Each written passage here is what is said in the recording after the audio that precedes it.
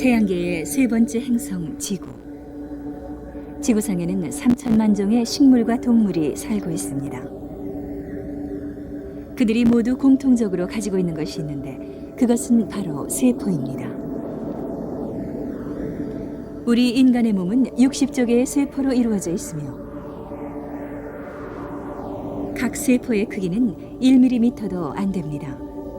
하지만 이 작은 세포 안에는 우리가 상상도 못할 세계가 숨어 있습니다. 먹고 숨쉬고 성장하는 모든 생명의 행위가 이 안에 축약되어 있습니다.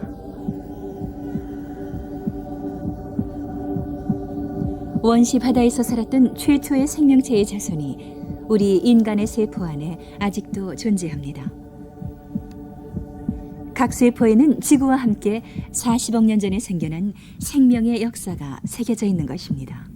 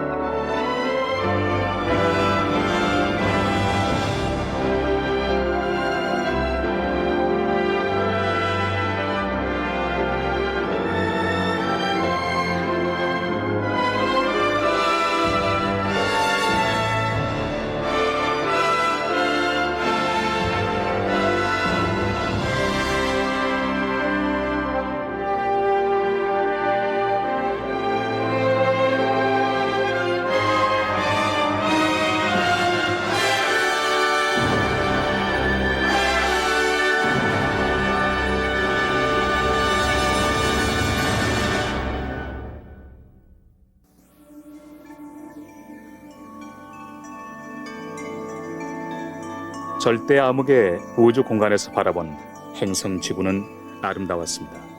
제 자신 지구상의 무한한 생명체 중에 작은 한 점에 불과하다는 사실을 깨달으며 겸손해질 수밖에 없었습니다.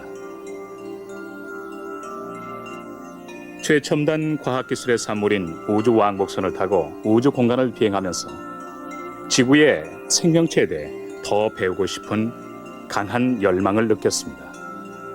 지구상에는 어떻게 하여 생명이 탄생한 것일까? 우리 인간은 어디서 왔으며 어디로 가는 것일까? 이제 40억 년 전으로 거슬러 가겠습니다.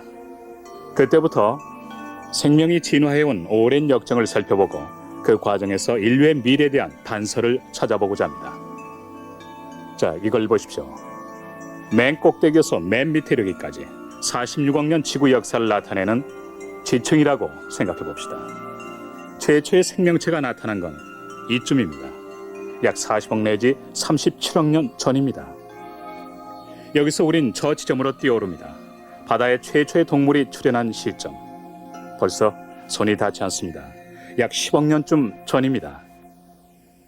거기보다 더 위에서 최초의 육상 동물의 출현이라든가 공룡의 멸종 등과 같은 여러 가지 사건이 일어났습니다. 그리고 거기서 더 위에 거의 맨 꼭대기쯤에서 인간이 출현하였습니다. 바로 얼마 전의 일이죠. 시리즈 첫 번째인 오늘은 최초의 생명체가 생겨난 여기부터 비어있는 이 시기를 다루고자 합니다. 이 수십억 년 동안 엄청난 드라마가 펼쳐졌고 그 드라마는 뒤이은 생명체의 운명을 결정지었습니다.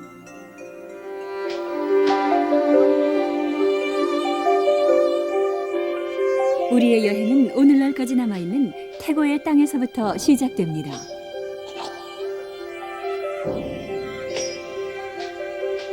이곳은 뉴질랜드 북부 화산지대에 있는 작은 섬, 화이트 섬입니다.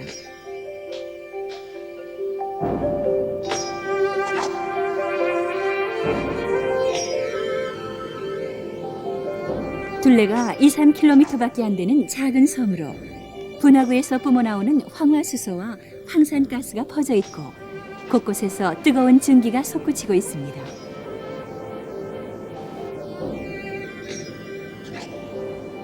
우리는 여기서 최초의 생명체에 대한 단서를 찾아 나섰습니다.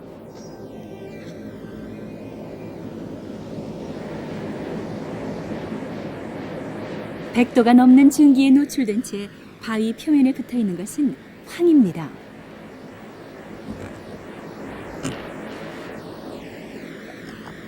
생명체가 처음 등장했을 때 지구는 이렇게 황과 황화수소를 내뿜는 곳으로 가득 차 있었다고 합니다. 이 펄펄 끓는 액체는 황화수소입니다.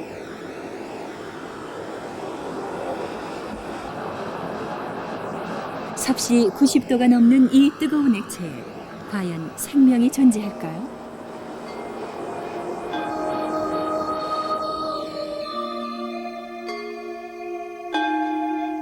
작은 막대기 모양의 물체가 움직이고 있습니다. 뜨거운 유독성 황화수소에서 사는 박테리아입니다. 이 박테리아는 지구상에 최초로 나타난 생명체와 가장 유사한 생명체라고 합니다. 인간은 살 수 없는 이런 극한의 환경에서 어떻게 최초의 생명체가 생성된 것일까요?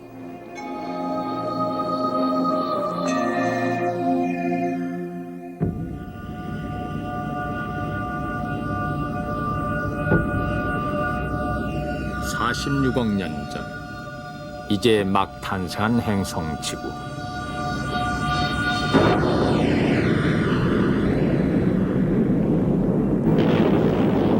지구의 표면은 액체 마그마의 바다로 덮여 있습니다.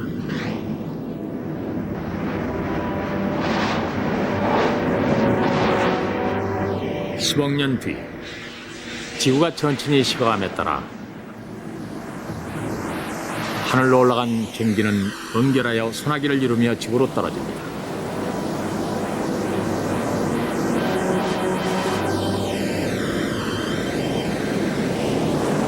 영원히 계속될 것 같아 보였던 홍수가 끝나고 원시 바다가 태어납니다. 바다가 형성된 후 대기는 이산화탄소를 잔뜩 포함하고 있습니다. 지구는 두꺼운 구름으로 차단돼 있어 겨우겨우 뚫고 들어온 햇빛 한 줄기가 하늘을 오렌지색으로 물들입니다.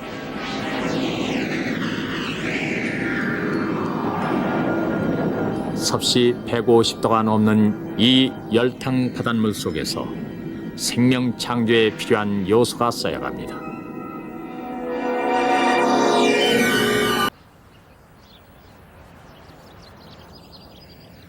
생명 창조에 필요한 요소가 어떻게 바다에 쌓이게 되었을까요? 그 해답은 우주에서 얻을 수 있습니다. 1969년 가을, 부서진 운석이 호주의 작은 마을 머티슨에 떨어졌습니다. Bang, up went the big bomb 5 times, and people didn't know what it was, of course. Just wondered, we thought the Third World War was starting or something, but it was. 호주 측은 운석의 성분 분석을 위해 곧바로 미 항공우주국 나사로 보냈습니다.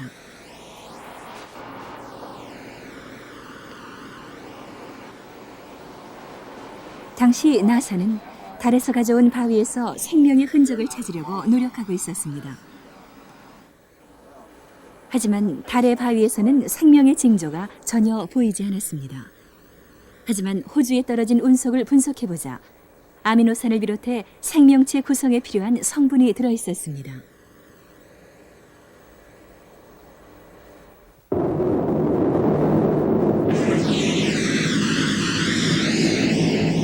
지구의 바다에는 생명의 요소를 담은 운석이 끊임없이 떨어집니다. 동시에 천둥에너지와 자외선이 만들어낸 화학작용도 생명의 요소가 생성되는 걸 도와줍니다.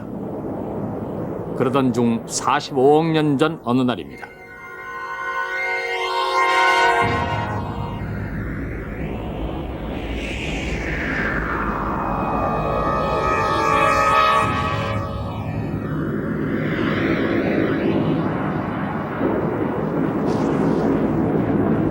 화성과 비슷한 크기의 항성이 지구와 정면 충돌합니다.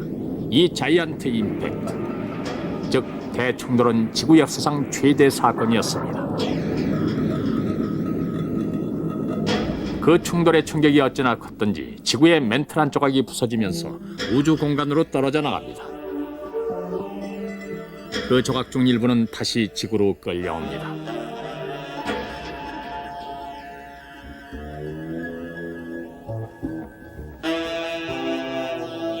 저 멀리 우주 공간으로 흩어져 나간 여러 조각이 상호 인력에 의해 끌려와 새로운 위성을 형성했고 그 위성은 지구 주위를 돌게 됩니다.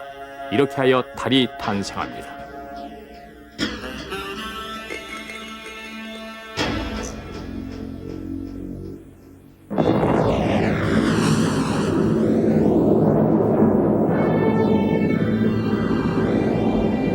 대충돌은 해저에도 엄청난 충격을 미칩니다.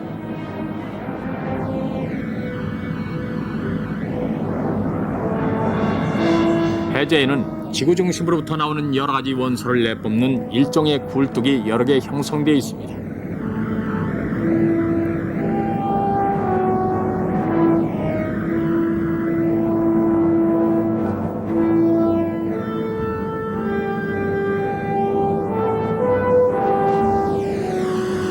거대한 달이 원시 바다 위에 떠 있습니다.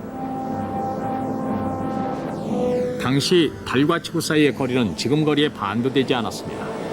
그렇기 때문에 달의 인력은 매우 커서 바다에서 거대한 파도를 일으킵니다. 그로 인한 조수 간만의 차이도 지금보다 훨씬 커서 밀물과 썰물 때 차이가 10m나 됐습니다. 심하게 요동치는 바다에서는 마치 거대한 플라스크처럼 화학작용이 일어나고 있으며 그것이 생명으로 이어집니다. 원시바다는 시아노아 수소, 시아노아 칼륨 같은 인간에게는 유독한 물질을 포함하고 있었습니다.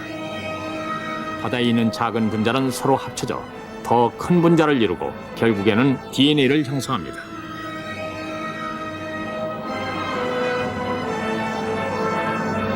이렇게 하여 생명 창조에 필요한 재료는 준비가 됐습니다.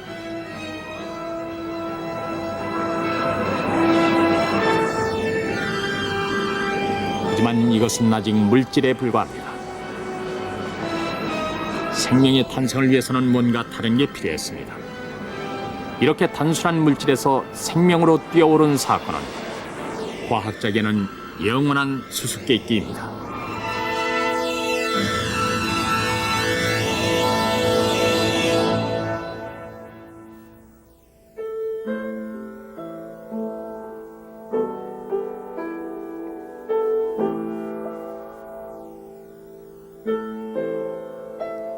데이브 디모 박사도 이 해답을 찾기 위해 애쓰고 있습니다.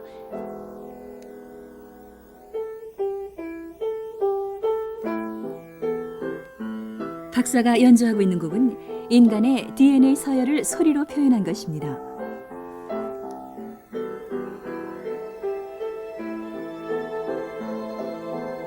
DNA는 시아노아 칼륨으로부터 만들어진 긴 핵산 가닥입니다. DNA의 서열은 놀라울 정도로 조화를 이루어 음악으로도 손색이 없습니다. 이 DNA는 어디서 어떻게 만들어진 것일까요?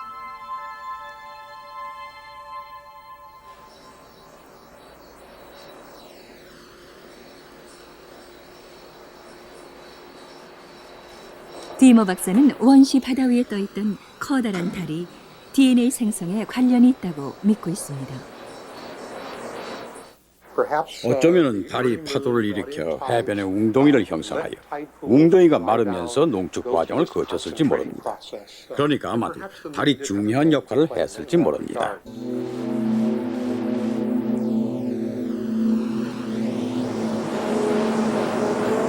생명의 요소로 넘쳐 흐르고 있는 원시 바다.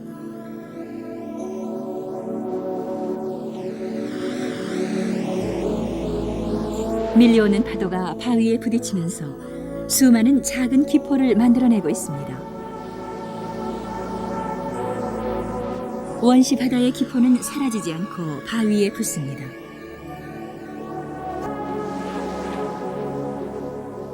그리고 계속 밀려오는 파도는 기포의 얇은 막안에 생명의 요소를 쌓아가고 농축시키기 시작합니다.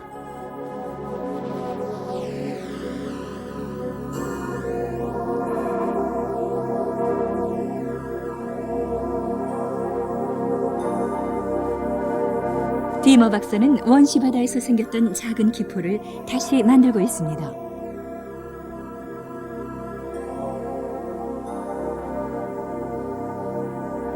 이것은 기포의 표면을 확대한 것입니다. 가운데 보이는 것이 기포의 막입니다. 주위의 물질이 막 안으로 흡수되는 것을 분명하게 볼 수 있습니다.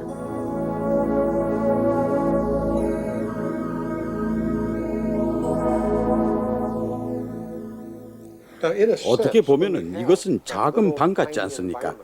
이렇게 막에 둘러싸여 있지 않으면 이 작은 분자들은 뿔뿔이 흩어져 버리고 매우 묽어져서 서로 반응할 수가 없을 것입니다. 그러나 작은 방 같은 이 세계 속에서는 모든 것이 같은 공간 안에 갇혀 서로 반응을 합니다.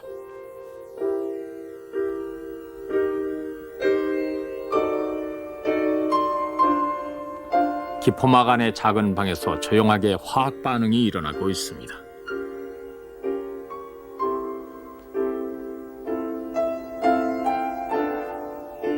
질긴 막 안에서 생명의 요소는 시행착오를 거치면서 서로 합쳐져 DNA를 형성합니다. 이것이 디머 박사가 추정한 생명의 탄생 과정입니다. 최초의 생명체는 기포막 안에 쌓인 분자가닥 형태의 유전자 같은 간단한 것이었다고 생각됩니다. 하지만 이것은 단순한 물질 이상의 능력을 가지고 있었습니다. 아미노산과 주변의 유기체를 막 안으로 빨아들여 성장하고 복제하여 후손을 남길 수 있었습니다. 생명이 있었던 것입니다.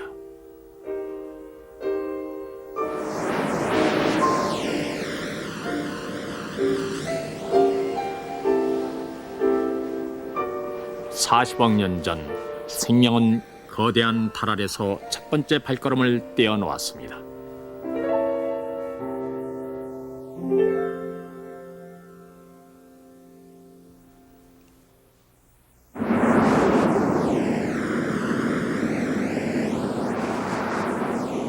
생명이 생성된 바로 직후 최초의 진화가 일어났다고 여겨지고 있습니다. 제일 먼저 진화한 생명체는 지금도 바다 밑에 살고 있습니다.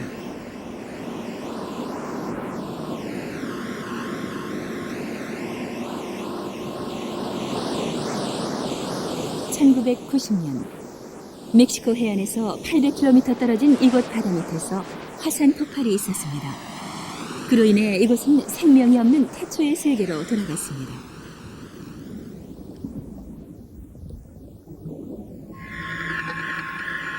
화산 폭발이 있은 직후부터 과학자들은 이곳을 주의 깊게 관찰하고 있습니다.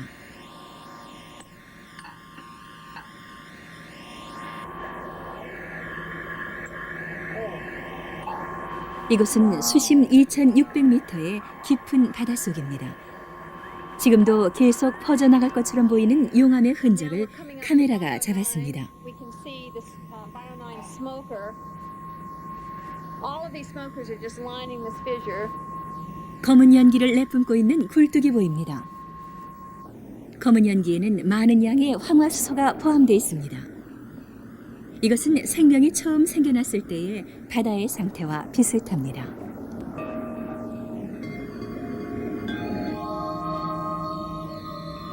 일주일 전에 놓아두었던 판자가 떠올랐습니다. Really like that syntactic foam, evidently. Oh, we can almost see it. We can almost see the marker now. They at least got it in the. 그 위에는 일주일 만에 엄청난 양의 박테리아가 번식하고 있었습니다. Incredible. Incredible. Now I wish Pat had left only one. 생명이 없는 세계처럼 보이던 깊은 바다는 실제로는 박테리아로 가득 차 있었던 것입니다.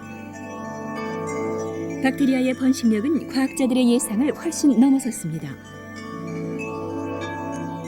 자세히 조사해보니 박테리아는 황화수소에 살고 있었습니다.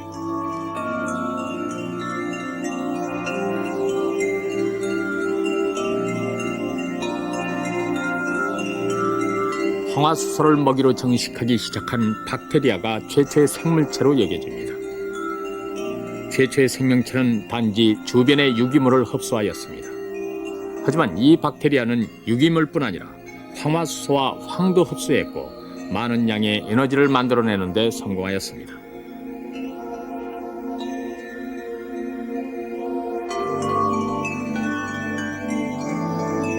(38억 년) 전 황화수소를 먹이로 증식하기 시작한 박테리아는 여러 가지 형태로 진화하였습니다.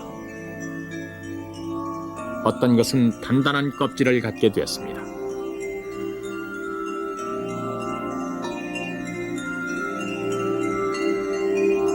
또 어떤 것은 부드러운 막을 가지게 되었습니다. 이들 박테리아가 우리의 원시 조상입니다.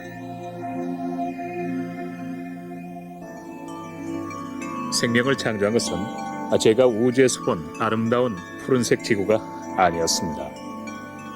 당시 지구의 대기는 이산화탄소와 강한 태양 자외선으로 가득 차 있었고 거대한 달의 인력 때문에 파도가 심했으며 바다는 황화수소와 시아나칼륨이 많았습니다. 만일 우리가 당시의 바다에 뛰어들었다면 당장 죽었을 겁니다. 지금과는 전혀 다른 환경의 원시바다가 생명의 탄생을 촉진하였습니다. 그리고 그 원시바다에는 산소가 존재하지 않았습니다. 이걸 보십시오. 이 병에는 산소가 들어있습니다. 이 마른 꽃에 불을 붙여 병 안에 넣으면 순식간에 타버릴 것입니다.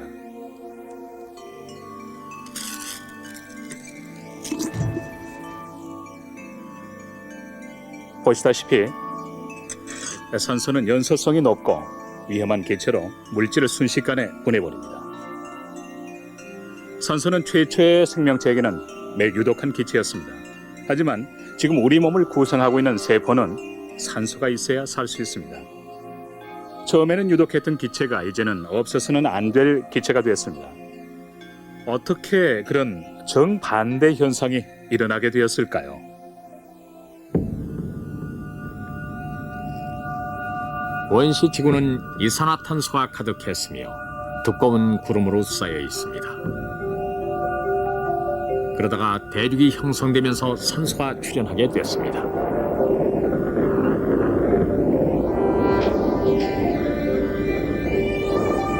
대륙은 서로 끊임없이 충돌하면서 점차 큰 덩어리를 만들어 갑니다.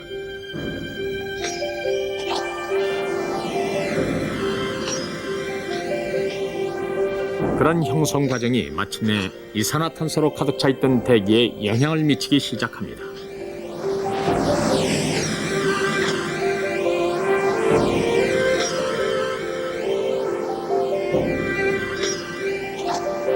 대륙의 표면은 바람과 비에 계속 노출되어 표면이 침식되면서 바닷속에 침전하기 시작합니다. 그 침전물에는 칼슘과 나트륨이 많이 포함되어 있는데 그때까지 바다에는 그런 원소가 거의 없었습니다. 그런 원소들이 이산화탄소를 흡수하기 시작합니다.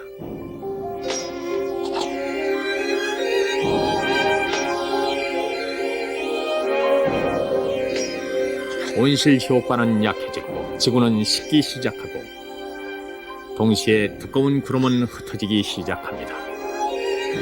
그러자 햇빛이 바다로 직접 비치기 시작합니다.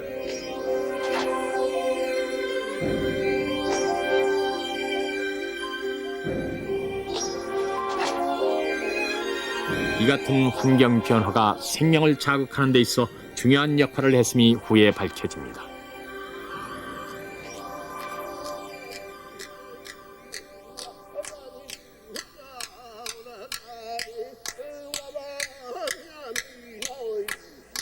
호주 서부의 필바라 지방에는 세계에서 가장 오래된 대륙의 흔적이 남아 있습니다. 필바라의 원주민은 땅의 창조에 대한 전설을 가지고 있습니다.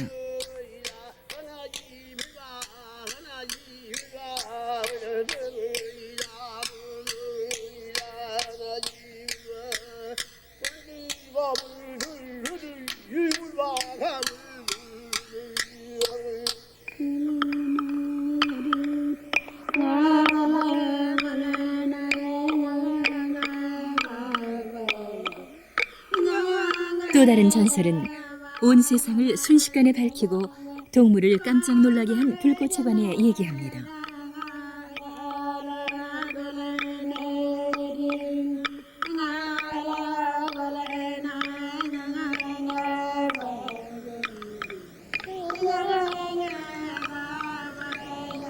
이 지방은 35억 년 전 천해, 즉 얕은 바다의 바닥이었던 것입니다.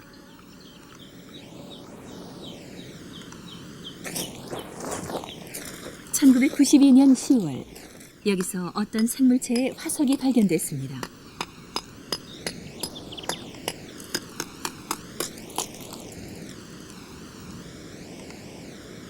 This contains the microfossils, which are the order of 3,460 million years old. Very, very old. 이것은 현재 지구상에서 존재하는 바위 중 가장 오래된 것입니다. 이 안에는 태고의 바다에서 살았던 생명의 흔적이 분명하게 남아 있습니다.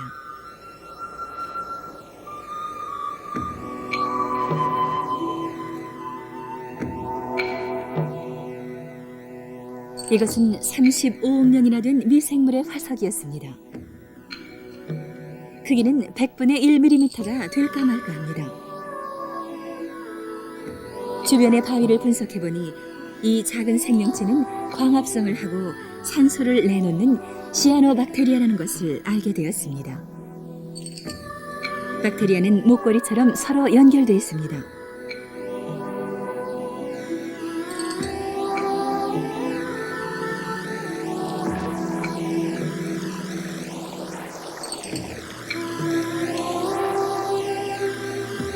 (35억 년) 전에 살았던 시아노박테리아의 친척이 아직도 살고 있습니다.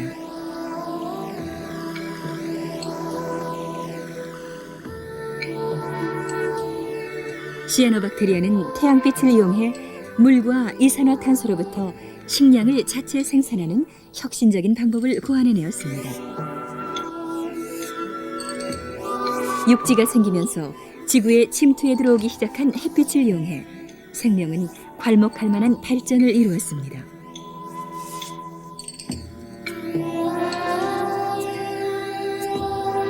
시아노박테리아의 표면을 확대해보면 줄지어 있는 분자를 볼 수 있습니다.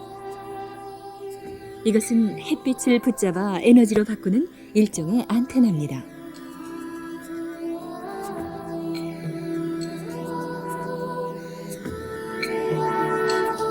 생명은 우주로부터 오는 에너지를 이용하는 능력을 갖게 된 것입니다. 지중해로 뻗어있는 삼각주. 이곳 주민은 이곳 모양을 따서 황소뿔이라고 부릅니다. 강에서 들어온 하수가 이 지역으로 흘러들어오기 때문에 박테리아가 왕성하게 번식하고 있습니다. 이 질척한 곳에서 태고의 바다에 살았던 미생물이 지금까지 살고 있습니다. 이 삼각주 지역의 지표에는 시아노박테리아가 살고 있습니다.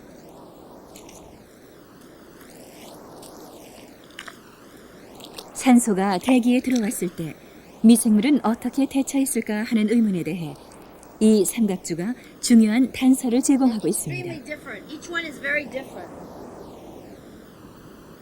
And none of them have ever been studied. 세계적으로 저명한 린 마걸리스 박사는 박테리아의 진화를 추적해내면 모든 생명체에게 공통된 원리를 찾아낼 수 있다고 믿고 있습니다.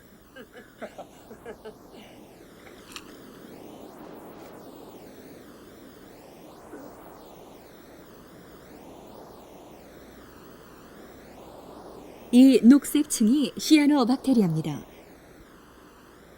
밑에 있는 검은 층, 이것은 황화수소를 먹고 사는 박테리아가 모인 것입니다.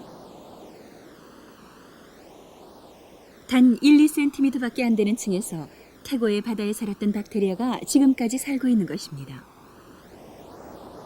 동물은 멸종을 하면 사라져버립니다. 하지만 박테리아는 다릅니다. 새로운 박테리아가 등장할 때는 옛날 박테리아는 그대로 있고 그 위에 새 것이 덧붙습니다. 사라지는 건 없습니다.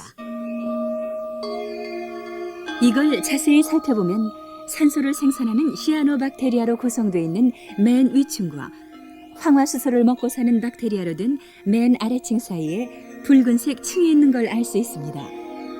마글리스 박사는 현재 이 붉은색 층에 관심을 가지고 있습니다. 이 붉은색 층에서 마글리스 박사는 특이한 행동을 보이는 박테리아를 발견했습니다.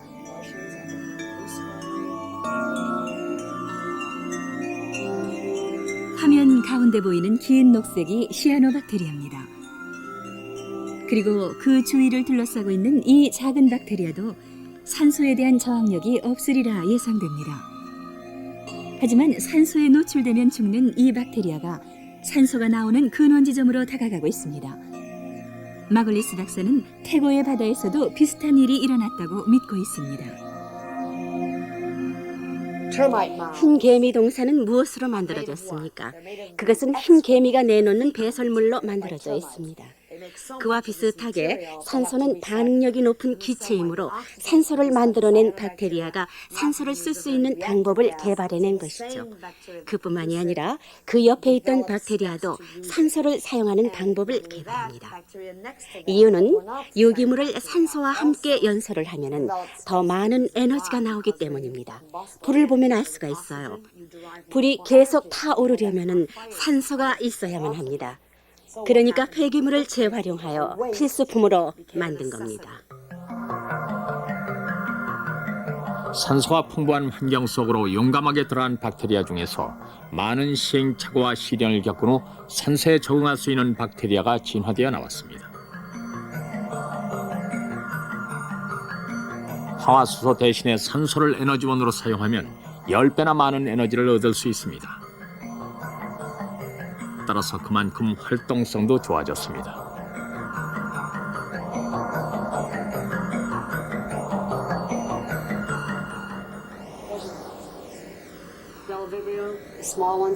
산소가 제공하는 엄청난 에너지는 호전적인 박테리아를 탄생시킵니다.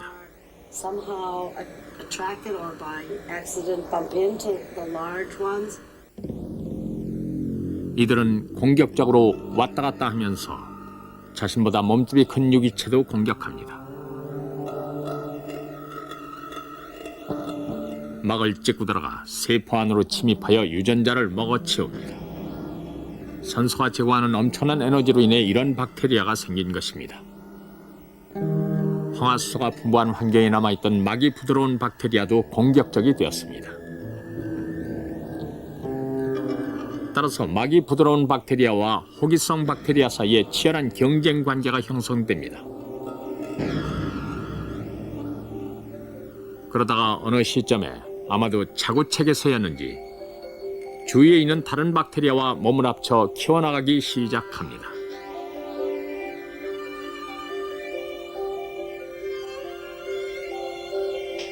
이들은 가운데 있는 DNA를 모아다가 새로운 막으로 덮어 씌웁니다.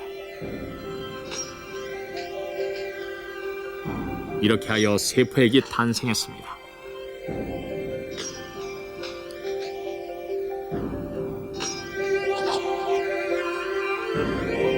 이런 식으로 산소가 풍부한 지구 환경은 전혀 다른 두 가지 유기체를 만들어냈습니다.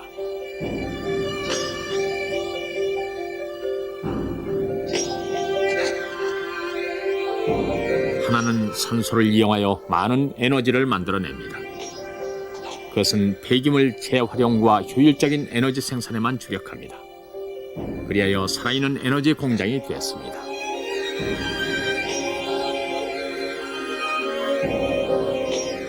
다른 것은 동료 유기체와 연합하여 모든 DNA를 모아 세포핵이라는 거대한 데이터 뱅크를 만들어냈습니다.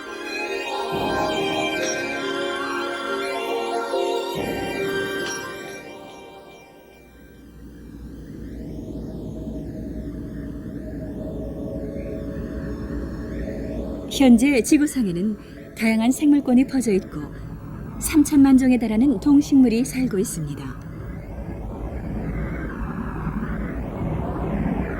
우리 인간도 그 중에 하나입니다.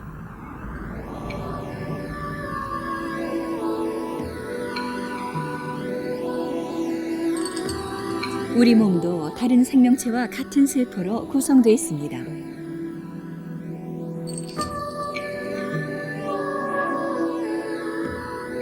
세포에 들어가 보면 가운데 핵이 있습니다. 이것은 모든 유전 정보를 담고 있는 거대한 데이터 뱅크입니다.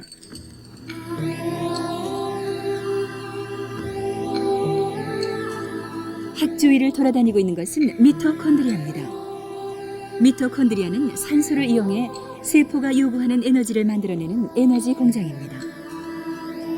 그런데 핵과 미토콘드리아는 각각 20억 년 전 원시 바다에 살았던 혐기성 박테리아와 호기성 박테리아의 자손입니다. 어떻게 해서 서로 경쟁 관계에 있던 박테리아의 자손이 같이 존재하는 것일까요? 서로 경쟁적이던 두 유기체가 공생 관계를 형성하는 이상한 현상을 직접 목격한 과학자가 있습니다. 미국 테네시 대학의 전광우 박사입니다.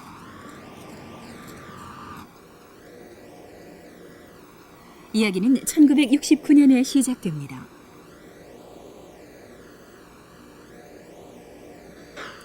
전 박사는 미국 여러 호수에서 채집한 아메바의 생태를 연구하고 있었습니다.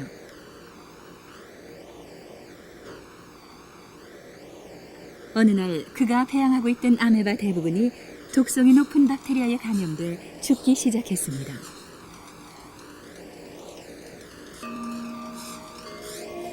전 박사는 시리에 빠진 채 죽은 아메바를 하나씩 없애고 있었습니다. 그때 그는 특이한 아메바를 발견했습니다.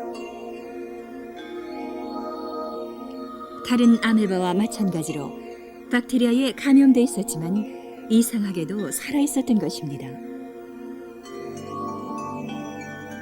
자세히 살펴본 결과 이 아메바 안에 다른 박테리아가 살고 있었습니다.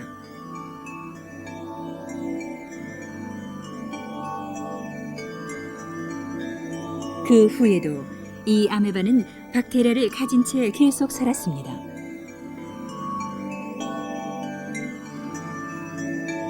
(5 년) 뒤 전 박사는 실험을 해보기로 했습니다.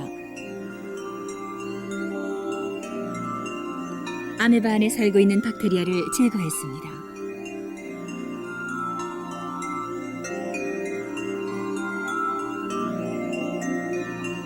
그러자 신기한 일이 일어났습니다. 박테리아를 제거하자마자 아메바는 활력을 잃었고 결국 죽고 말았습니다. 아메바는 그 박테리아 없이 살 수가 없었던 것입니다.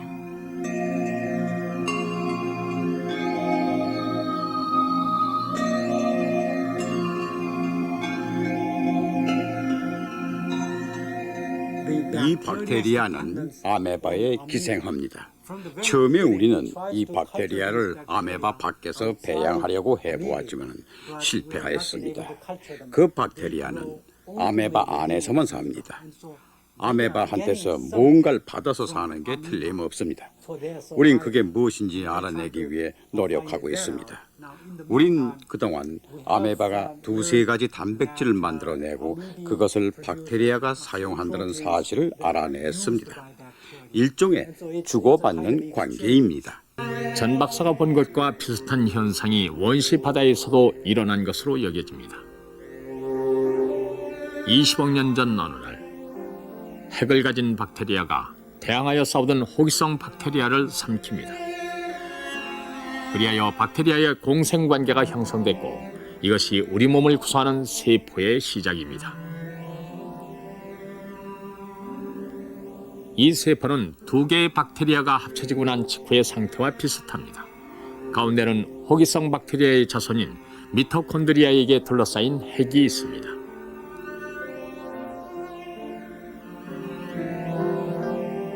미토콘드리아는 분열을 통하여 점차적으로 숫자가 늘어납니다. 인간 세포에는 2000개가 넘는 미토콘드리아가 있습니다. 이렇게 하여 핵이 있으면서 산소를 호흡하는 새로운 유기체가 탄생하였습니다.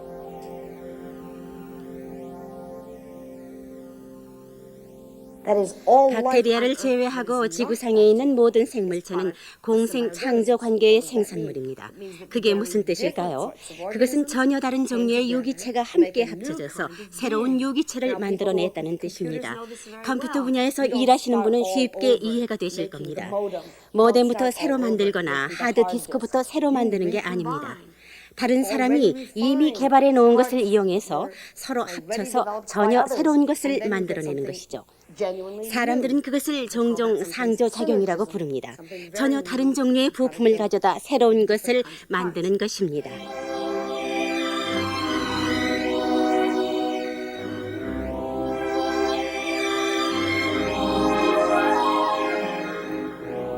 미세한 세계 세포. 인간의 존재를 계속 파고들면 바로 이 미세한 세계까지 내려갑니다.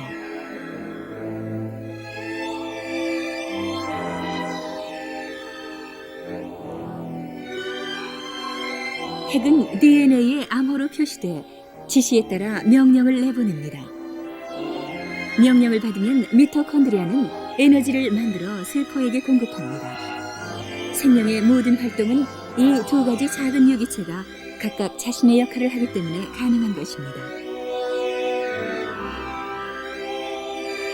미토콘드리아가 만들어낸 에너지로 세포는 자라고 분화합니다.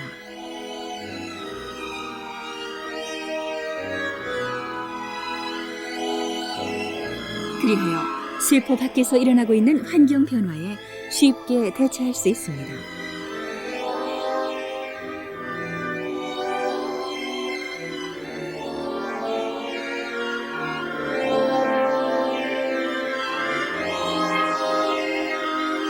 바다에서 육지로, 육지에서 다시 하늘로, 생명은 여러 환경에서 다양한 모습으로 살아가고 있습니다. 이 풍요한 생물계를 만들어낸 것은 바로 세포입니다.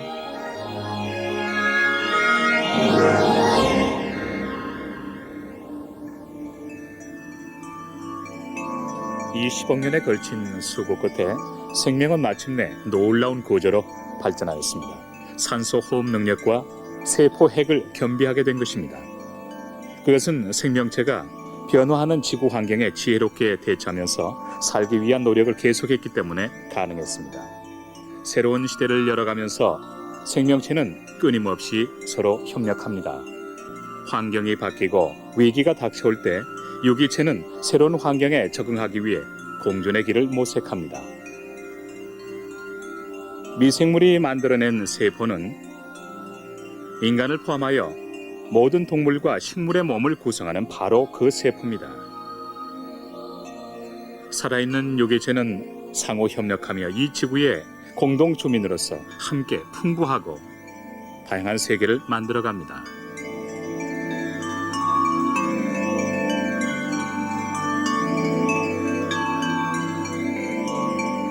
우주 왕복선을 타고 크기가 1mm도 되지 않는 작은 세포를 연구하였습니다. 현미경으로 보아야만 보이는 세계에서도 모든 생물체는 얼굴이 달랐습니다. 우주 공간에서 현미경을 들여다보며 세포의 세계에 깊이 매료되었습니다. 그러다가 제 옆에 있는 창으로 밖을 내다보았을 때 지구는 그때까지 보고 있었던 작은 세포와 다름없이 보였습니다. 지구 전체가 살아있었던 것입니다. 저는 너무도 가슴이 뛰었습니다.